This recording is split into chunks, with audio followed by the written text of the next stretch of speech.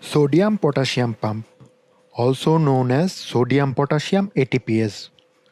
It is an enzyme found in the membrane of all animal cells. It is an active transport system because it uses energy from ATP. It acts as an enzyme while breaking down ATP into ADP and inorganic phosphate. That's why it is called ATPase. For every ATP molecule that the pump uses, 3 sodium ions are exported and 2 potassium ions are imported. There is hence a net export of a single positive charge per pump cycle. Generally, the net charge inside the cell is negative and outside the cell is positive. So we can see that by using energy from ATP, it pumps net single positive charge outside, which is against the electrical gradient. That's why it is called pump.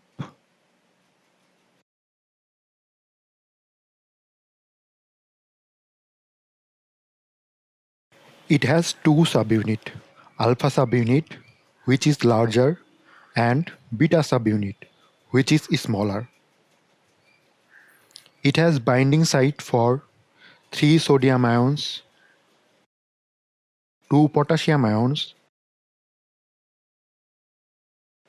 1 ATP, and 1 inorganic phosphate.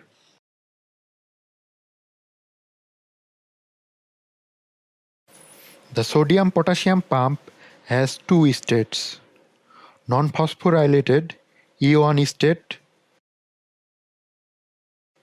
and phosphorylated E2 state. Looking at the process starting from interior of the cell. The pump remain in non-phosphorylated states normally. This time it has a higher affinity for sodium ions than potassium ions. Thus, after binding ATP, it binds 3 intracellular sodium ions. ATP is hydrolyzed, leading to phosphorylation of the pump and subsequent release of ADP. This process leads to a conformational change in the pump.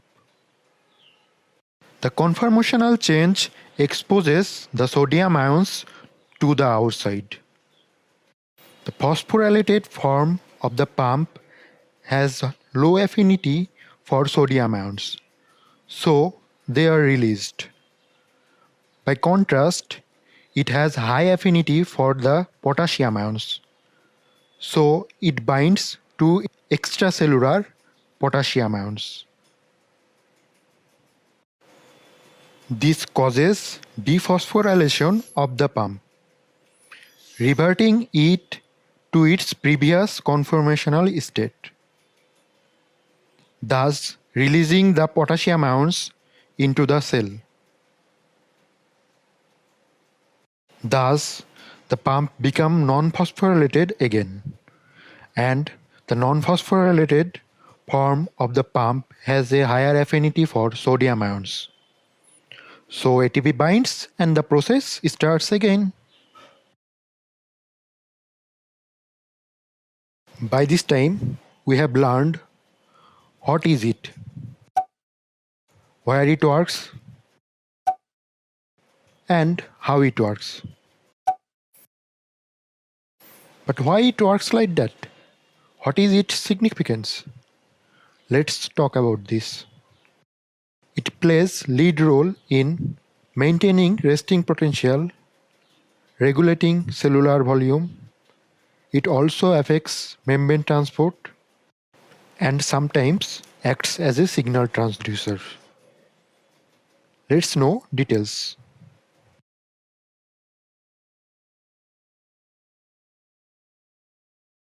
Generally, cells keeps a low concentration of sodium ions and high levels of potassium ions within the cell. And outside the cell, the sodium ions concentration is lot more higher than the potassium ions. This is essential for keeping the resting membrane potential normal. But diffusion of ions across the concentration gradient changes it. The sodium-potassium pump moves 3 sodium ions out and 2 potassium ions in.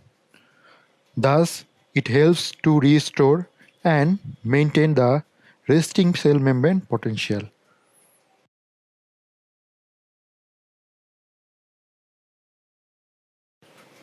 A cell's osmolarity is the sum of the concentration of the various ion species and many proteins and other organic compounds inside the cell. When this is higher than the osmolarity outside of the cell, water flows into the cell through osmosis.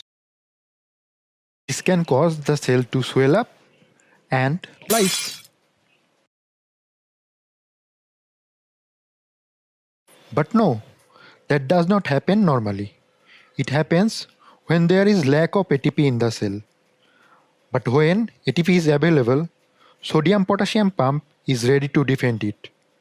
Let's know how it prevents that. We know that water has a tendency to move with the positive ions. Sodium-potassium pump expel net one positive ion outside, and with this positive ion, water also expel outside.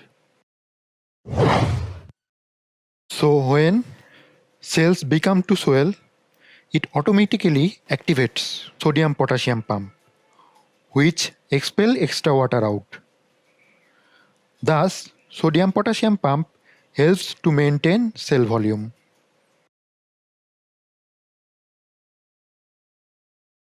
When sodium-potassium pump works, export of sodium ions from the cell provides the driving force of several secondary active transporters, which import glucose, amino acid, and other nutrients into the cell by use of sodium gradient. This mechanism is also used during transport of these elements in the gut and renal tubular reabsorption of these elements in the kidney.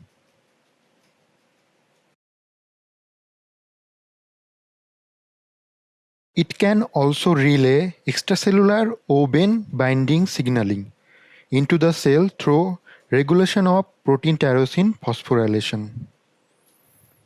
At first, O-bane binds. Then, protein tyrosine phosphorylation occurs by tyrosine kinase. That leads to activation of mitogen-activated protein kinase signal cascades. Mitochondrial reactive oxygen species production, as well as activation of phospholipase C and inositol triphosphate receptor in different intracellular compartments.